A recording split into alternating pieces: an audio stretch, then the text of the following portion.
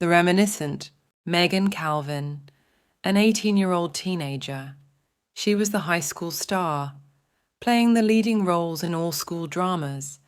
She was an exceptional character. Like we say, all in one.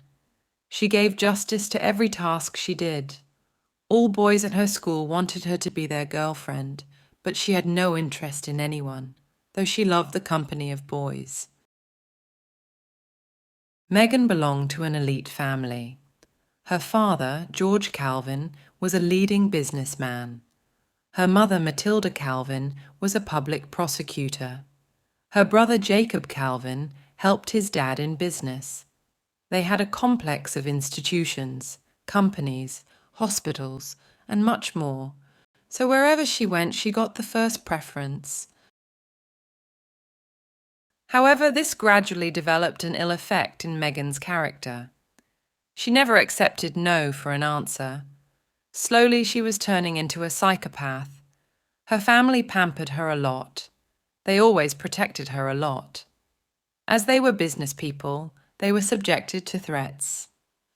Her dad always told her that business people like them would have to be very cautious.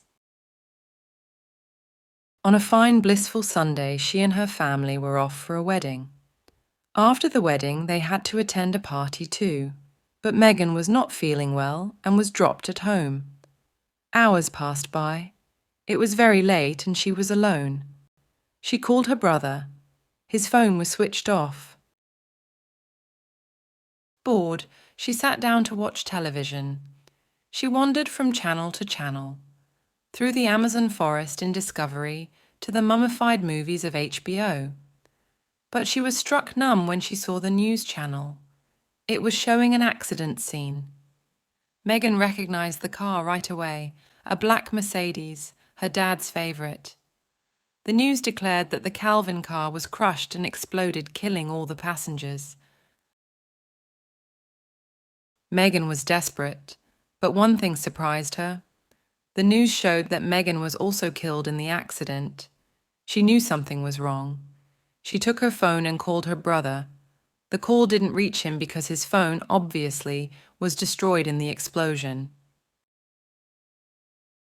Then she drove herself to the house of Matthew Blair, her father's assistant. But when she reached his home, she heard something horrible. Matthew was talking to someone on his phone, and he was talking about the accident. He seemed to be a partner in crime. Megan was traumatized. Her father had trusted him the most. Suddenly, survival instincts took control of her. She understood that their accident was a planned murder. They had wanted to kill all of the family members, but if they knew Megan was alive next, they would come for her. Sensing the danger, she slowly moved and drove back home. She had a cousin, Evelyn, in the FBI. She used to visit her a lot. She remembered everything that Evelyn had told her about the criminal cases and murders. She took the SIM card out of her phone and erased all the data and destroyed it. She erased all the data of the past few hours of the security cameras at home. She packed some clothes and food. She took her valuables and money which was left at home. Usually they never kept money as cash, and she knew she couldn't use cards. She also couldn't take any of the cars, because if any of the cars are missing, they could trace and find her. Her brother kept a burner phone. Only he and Megan knew about it. She realized she wanted a change or people would recognize her. Megan loved her long curly blonde hair, but she had no choice. She made her hair short, colored it black and made it straight.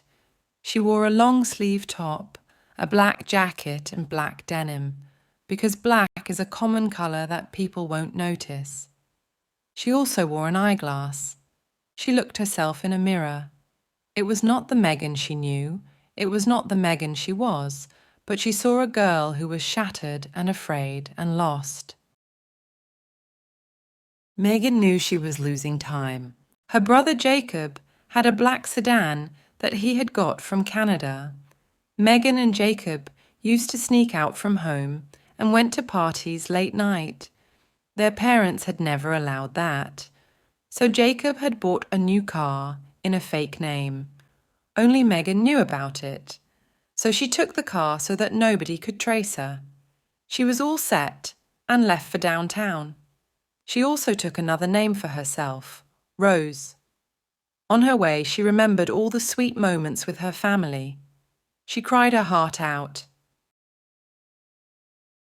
On the way, she saw a tattoo parlor.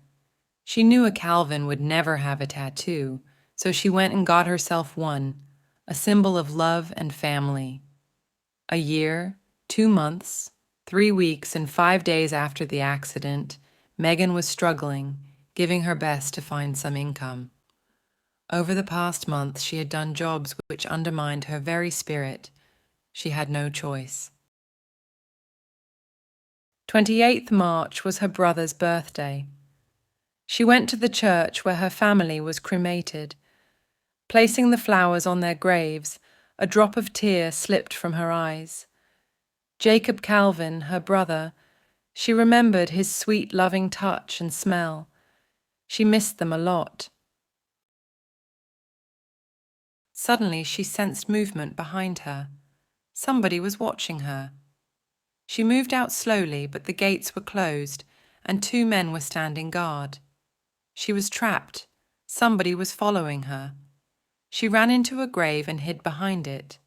She saw the name on the grave, Megan Calvin, beloved daughter. Her grave. A spark of fear rose from her spine when something touched her hair. It was a gun. She turned to see who was holding it.